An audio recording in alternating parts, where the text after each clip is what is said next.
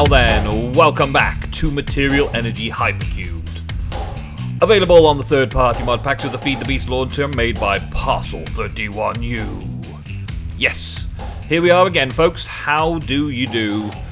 We're back on the observatory, looking through. This is episode 10, and it's kind of like a staging point for the next 10 episodes. I'm taking a look at the comment section, and I'm also taking a look at the quest book and seeing where we are right now. Now, we had the rotunda open, and we had a quick explore of the rotunda, and I got some lava, and I put the lava in a tank, and now I've got lava feeding into my smeltery. These fluid tanks, awesome. These fluid tanks, they hold 16 buckets of lava, and I can push out into the furnace automatically. Now, I'm pretty sure I can do that with one of these tanks from thermal expansion as well, automatic eject, but this just looks cool against the whole smeltery thing. There have been comments about the smeltery not needing to be a 3x3 base anymore as well. Yep, no problem. There have been lots of comments about a lot of things. There's been a lot of comments that have been repeating things that other comments have said. And there's been a lot of comments about things that I've already done, but I didn't necessarily need the comments or read the comments first. And today we're going to go over some comments from people that told me something new, something that I didn't already know. And I'm going to be thanking everybody and giving shout-outs and all that kind of stuff. First up, though, let me just give you the first little shout-out to Funshine X, who is also doing a Material Energy Hypercubed series.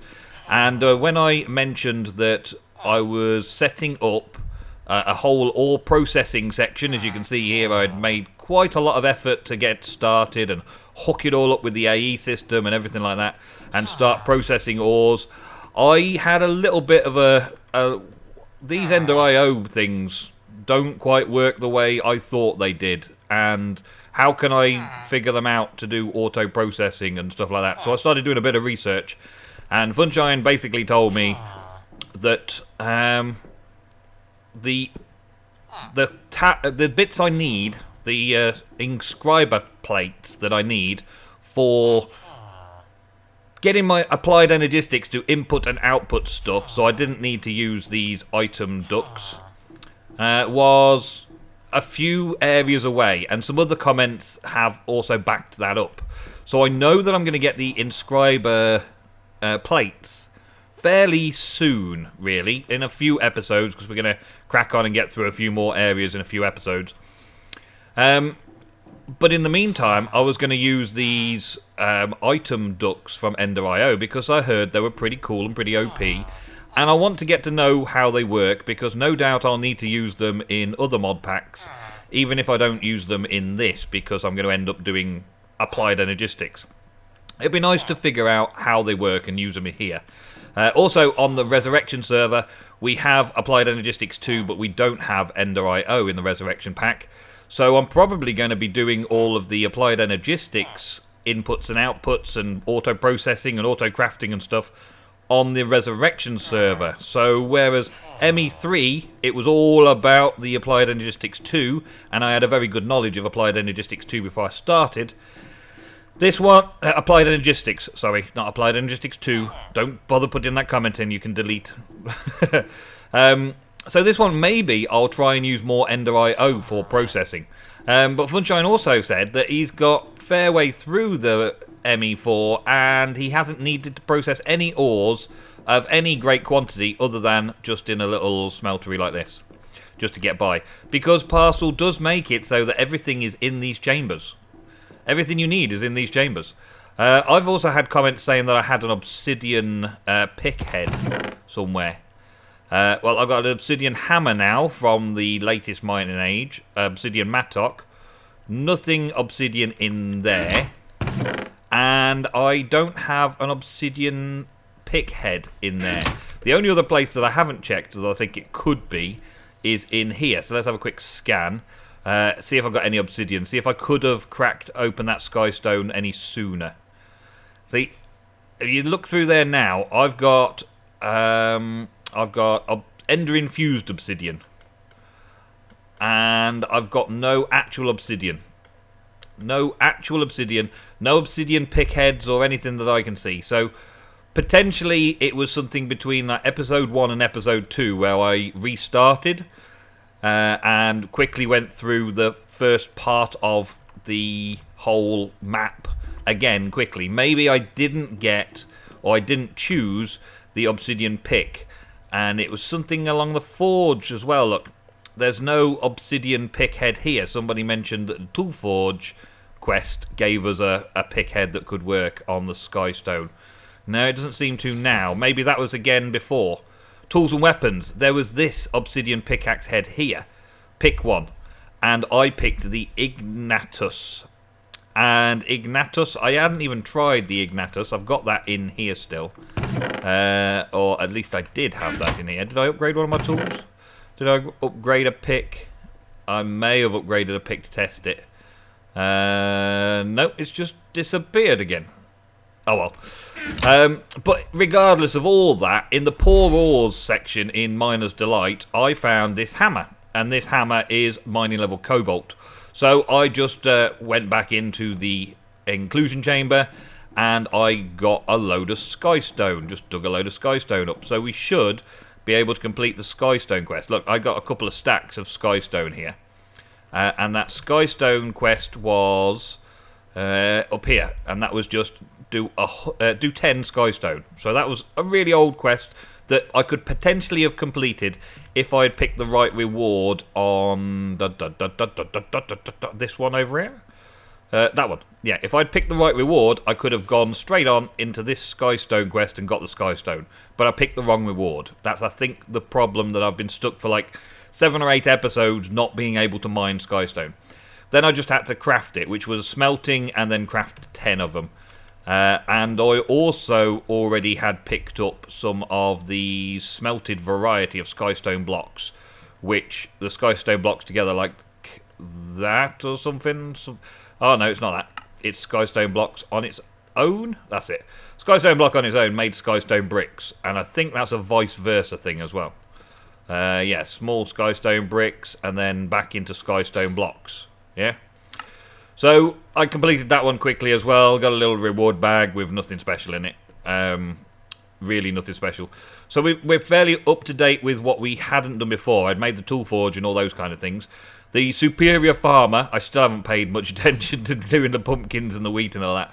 Someone commented that you could use bone meal on them, and yeah, I know we can use the fertilizer and bone meals to increase the growth of these, but I just haven't been bothered to do so. I should probably get on with it because I could do with having a load of cows and chickens and sheep down there to start eating. But at the minute I'm eating potatoes and loving it, it's fine. So that one will then probably unlock some more quests down here, which we can get to a bit later on. The same as this Yellurium unlocked these few down here. What I want to see if I can do today is try and complete all the quests that I can complete up to going into the Rotunda. And then go into the Rotunda and find a few bits and pieces in there. I've received some comments about what's in the Rotunda. So we'll get on with naming and shaming people who have given me cool comments about the Rotunda very soon. I think the first thing that I want to deal with, comment-wise, and that will help me out a lot in future quests, was making some alloys. Now, the first alloy is this Damascus steel. 10 Damascus steel ingots, right? And with that, I should be able to break obsidian as well. So that was part of the obsidian comments. I had comments from insert name here and Ahmed in a previous episode. They're like, Damascus steel for the win. Really? That was basically the comment section. Damascus steel for the win. And I need 10 for that quest. So what I've done so far, you sort of got some liquid in here. I've got some molten bronze in there. And I believe I just need to add some iron. And we should be okay. I got a load of dust from tin and from copper. Put them together to make the bronze. And I've got 20 ingots worth of bronze there. So let's smelt up 20 ingots worth of iron to go in there as well. And that should make me 20 ingots worth of Damascus steel. I actually want about 28. I actually want more than that, so I'll put another 32 in there for when that's finished. Hey, I just throw my iron on the floor. That's fine. I actually want another 32 on top of that, so we'll get rid of that there. And while we're talking about other things, we will get some more Damascus steel on the go. So I've got 13 tin there. And no copper, so bronze ore, modded ores. Did it all go in here? Yes, it did. What's that? 31? 31 tin. That means I'm going to go and mine one more to make a full set. Oh, well, never mind. And also, then we're going to need some bronze, which I got a load of copper here. So we may as well pulverize up the copper and then add it in and make it work and all that kind of stuff. While we're talking, we can get that done. And in a clip later on this episode, I will have some Damascus steel armor and upgrade my pick and my hammer for Damascus steel. But right now, let's move on to the next clip. Okay, so the reactor. The reactor was much debate in the comments. Well, not really debate, but many cool comments, all kind of repeating themselves from many different people, all saying pretty much the same thing. And I had found out in the episode that this cryotheum falls into place. So I was able just to take the roof off of the reactor. Well, actually, I took out all of the coolant that I'd already put in there because I didn't want to accidentally drop blocks into it, because these reactor casings are not going to be cheap, are they? So I took all of the coolant out of it, so it was all empty. Then I took the roof off. Then I filled it by just literally putting the cryotheum in the top block spaces and letting it fall down into the reactor until the whole level was full. The whole thing is now full of cryotheum around the cores. And then I put the lid back on and also put a little half slab lid on top of that to stop the snow, because the snow was annoying. Snow was annoying, and now I keep coming down here and just charging up these energy cells. For now I keep charging the energy cells. Between having one layer and having 4 layers of coolant, it's only gone down 1 degree while it's offline. But this energy that I've got going on here has severely been used because I've been kicking around for quite a bit, and the Tesseract is beaming out the energy, and I've been filling up energy cells, and I've been doing processing and stuff. So we're down quite a lot down here now. But we do now have a supply of the yellorium. We do have a supply of yellorium that we can now put into the reactor to refill the fuel. The other thing, I'm just going to turn this on now just to build it up a little bit. The other thing was that this is not an efficient reactor. Well, yes, it is not an efficient reactor. I have seen people like Akko the Builder do tutorials on these sort of things, and I've seen Akko the Builder build them on his series lots. And I've been involved in Done in 60 Days, where Lewis has built reactors to the maximum possible efficiency. I've seen them built. I've watched the process, and I've seen what they look like in the end, and I understand-ish what they look like. I've never done it myself, but the fact here in ME4 is that I don't need to. I don't need to because this is already built. And while this isn't the most efficient reactor build ever, we have got quite a good supply of yellorium. We have got a large amount of energy being produced. And we don't use that much energy for what we're actually doing in ME4. So overall, I'm not too fussed about this reactor not being most efficient. If I'm going to build a reactor because of the Minechem stuff, let's go over to the Minechem stuff. I've got a little run round here, right? This run round here is ready to take power out through the little hole across, bring power all the way down here, bring power around the corner, and bring power into the mine. Whoa, whoa, whoa, whoa, whoa, whoa, whoa! Mushroom cows, mushroom cows. Wait, you just spawned on this grass over time as well. I did not consider that. I have not been in here for ages because I've not run out of food. I've not needed to harvest things. I've not bothered about harvesting things. And the grass in the Mushroom Island biome Somebody told me in the comments that they grow mushrooms. I'm pretty sure they grow mushrooms in the dark, maybe on mycelium. But here, they've spawned mushroom cows, which is potentially awesome as well. Because now I can just make a bowl and get some mushroom soup off them. Mushroom soup doesn't exactly fill you up as such, but it's still pretty cool, isn't it? So I haven't really done much down here. I've still got my wild chickens and pigs. So I'm going to have to do a bit of a farming session to get this sorted.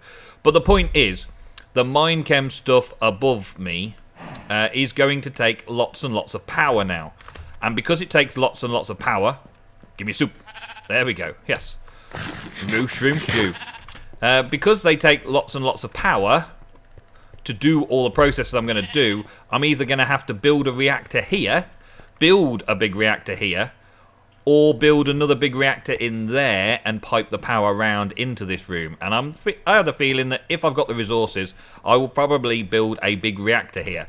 Because once again, there are no big reactors in the Resurrection pack, so I won't get chance to play around with big reactors in this pack. If I don't play around in this pack, should I say. I won't get a chance to build the big reactors unless I play around with it in this pack. And at the moment, I figure I could probably turn this reactor's parts into 2 reactors of a decent efficiency. But there are better reactors than this as well, I believe, the turbines and stuff. So we're going to get on with this potentially in the future if I need it. If I don't need it, then it's not going to change. And you don't need to tell me how to do big reactors, because I'll just go and ask Lewis and Akko. Because they know just what they're doing, and I can actually watch their videos and they can show me exactly what's going on. Right, let's have a look, see what we've got left over here then. Let's see. We've got 40 ingots of Damascus steel. Awesome. So, I made all these plates from basic gold. Let's get that one and put that back. Thank you. And then, oh, come on, put that in there. Where did that go? Oh, it's not on the floor. I just had an ingot cast. Man, oh man, give me my ingot cast back. Place that on the floor. There we go. Thank you, glitchy little thing. There you go. Okay, and somewhere around here I also had... oh yeah, that's it. A little clock. Here we go, a little clock.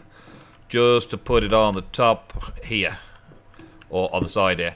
And then just keep getting the ingots. So I need 10 ingots for the quest, and I also need a load of spare in order to make upgrades for my tools. So I'll be back in a bit when I've done the upgrades. I'm just going to cast the upgrades for the steel hammer and the flint pickaxe. I may even cast it for the sword as well, just to see if the sword is better with Damascus steel than iron. Alright. Oh. Before I do the crafting time, there it is, 10 ingots, and I get a steel tough rod, a large sword blade, a tough rod, and a sword blade. Claim a reward, thank you.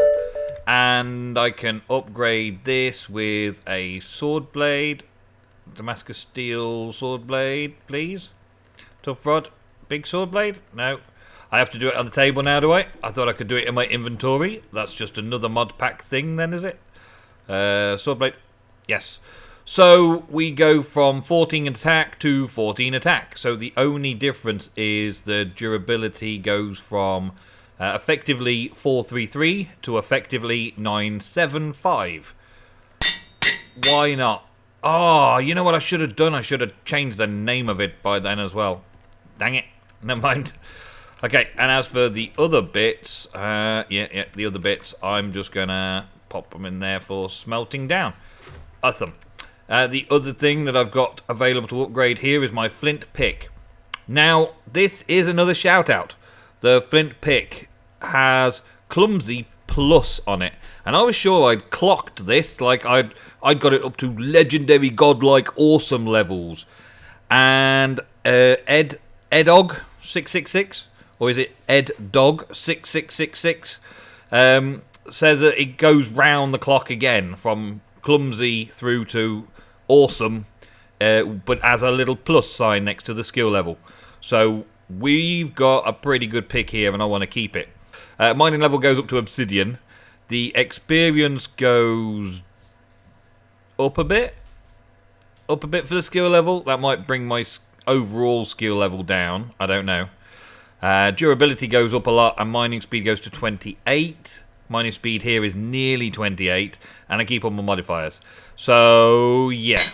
Just because I can mine more things with it, that's the main thing. It's still a clumsy plus, but now it can mining level obsidian, and so on, and so on.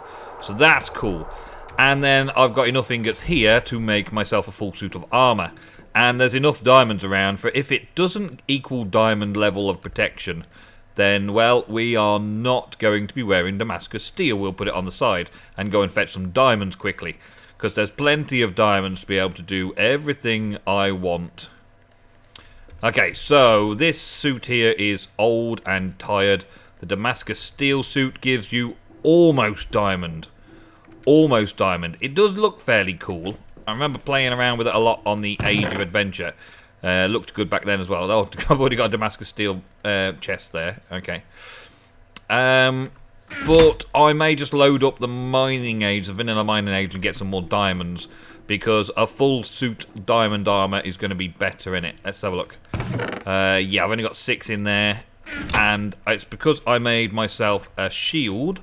So now I've got a diamond shield, and I can put this sword with a diamond shield to go sword and shield style, and keep my main diggy weapons just for knocking things back on there, and then just switch to kill, block, kill, block with a diamond shield and a massive, awesome sword of awesome lootingness. So, yeah, I think I'm going to try that as a fighting style. I think that'll work, because I only have to press one key and I'm into fighting mode, so that'll do nicely. And we managed to complete that bronze, that quest there. The next one is Hepatism Alloy. Combining gold and bronze to make Hepatism. Hepatism. Let's see. I've got 2 ingots of gold left in there. That didn't go. Okay, maybe that didn't go because I hadn't done this yet. Maybe it'll smelt now. No, it's a full tool. Maybe it only smelts parts. Okay. But I did want to find out what a scythe did anyway, because I wanted to chop down leaves. I think it does leaves. I think that's what it does. So that's good anyway. Where? We got anything that I can use? We got a bronze crossbow lin. I think we can probably smelt that down. Let's have a look. Can we smelt that? Yes, because it's a part. So I'm going to need a bit more gold and a bit more bronze, and then get this ready. While I'm doing the alloys off camera, I may as well get 10 of those ready. I may as well get 10 of those ready. And the silver and lead is in the rotund, so I can't do that yet. That's one of the first ones we've got to like hold off on, because we can't do. Everything for the smeltery, done that. Lava fabrication, make a magma crucible. Yes, I want to make a magma crucible. I have something set up over here. I've got an infinite water supply. I'm going to make a world upgrade for this. I'm going to put it into an igneous extruder and put that into a magma crucible to make lava. Just because lava creation is a quest, and may as well use the cobblestone generator to do that. It actually got a quest for cobblestone generator somewhere as well. Where was cobblestone generator? I know there was a quest somewhere to make a cobblestone gen. Grout, completed that, completed. Yeah, there it is. Yeah, renewable resource. Get this world interaction upgrade to make cobble. However, I'm going to use the world interaction upgrade to bring the water to an igneous extruder, because then the igneous extruder will allow me to make obsidian smooth stone as well. Alright, so I'll be back after getting all these bits together. Before I put the inclusion chamber away, Kenneth Snyder and a couple of other people mentioned a few bits that I'd missed in here. I think I'd got the chest from above the green section. I've just checked and there's nothing up there now. I got a chest that was there, and I got a chest that was up there somewhere. And I hadn't spotted this chest, which somebody kindly pointed out to me. It's got a sanguinite tool rod in it, which is cool. And a stack of coloured bricks. Very good. And that will basically alleviate everything that's in this area, so I can close it off completely. I want to take these blocks back. Thank you. I've got a bit of a mob farm going inside the green area at the minute. Yeah, bring it. Bring it. Yeah? You want it? You want it? Yeah? You want it? Eat it. Eat it. Yeah. Yeah, there's quite a lot of mobs down there right now because I took out a lot of the lighting and the tree farm and everything, all the good stuff out of there a while back. So that's a thing. That's a thing. Now it's not really safe anymore. The green section. And Kenneth said that there was a hidden area down behind this wall, and I've poked around in there, and it was an area that I'd already found. Right down to the bottom, there was a little way up around the back, and I checked up around the back, and I got the chest that was down there. It's just inside. It's kind of hidden because this feels like an outer wall, and yet there we go. That is the area that he was talking about, I believe. So that's that done as well. And then we got the stuff that was right on the top there as well. So I'm going to put this away now, almost for good, because I think I've done everything I need on here, unless I need more skystone. Well, here we go. I've done my bit of grinding. I've finally got the chemical decomposer. These things were easy-ish. These, not so easy. Basic capacitors need these, apparently. So that Angmalion and some copper gear is easy enough. The Angmalion, I've got to order every time I need it. So I made a little batch in here. It's only gold and iron. It's really, really simple. But I've got some iron left over. I just keep throwing gold at it when I need it. Managed to make myself the igneous extruder to get a load of cobblestone. And also the magma crucible, which I'm going to take the cobblestone out of there as well, thank you. To make lava, to fill a lava tank. So I've got lava production now, so I need never worry about that rotunda if I take all the lava out. And what else? Oh, we've got all sorts of quests completed. That one's now completed. Let's claim a leadstone energy cell and a reward bag. That was up here somewhere. Oh, down here. There we go. We've also got the renewable cobblestone, which now needs double compressed times 3. Double compressed times 3. Okay, well, let's see about... There's compressed. So we're going to need... Well, let's actually get a full stack of double compressed times 1 to get a stack of double compressed times 3. Cobble. Gimme. Yeah. Ah, 10. Did I need 10? How many do I need? I've got 14 there. 3. Manual submit. There we go. Consumed. And that's that. Okay. Claim that reward. Gives me some more world interaction upgrades. Lovely. So there, we're all up to date there. This chemical synthesis machine is just opened up, as well as the sucrose, which I can get done as well next episode. The alumite, I think I could go... I've got aluminium ore-berry bushes, and I've got the ability to make infinite obsidian now as well, so I can make this fairly soon. The magma crucible I made. I get some rewards of these. One of them didn't have any of these bits in it. I think it was a magma crucible, didn't start with any augments in it, which is a bit odd when you craft it. The first alloy, I get a tool and a reward bag.